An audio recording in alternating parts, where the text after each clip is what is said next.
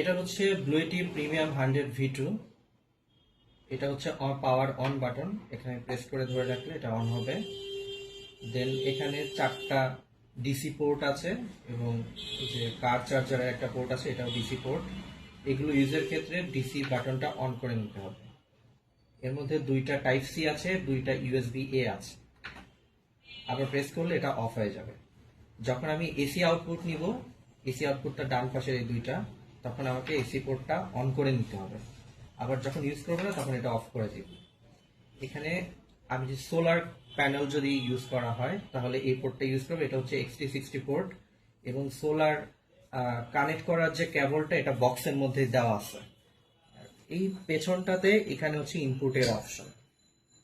এটা বক্সের মধ্যে চার্জার আছে, চার্জার দিয়ে এটাকে চার্জ করেন, এটা খুবই ফাস্ট চার্জ হয়। এই প্রোডাক্টটার স্পেশাল দিক হচ্ছে এটার এসি আউটপুট ক্যাপাসিটি 2000 ওয়াট আর সোলার ইনপুট ক্যাপাসিটি 1000 ওয়াট।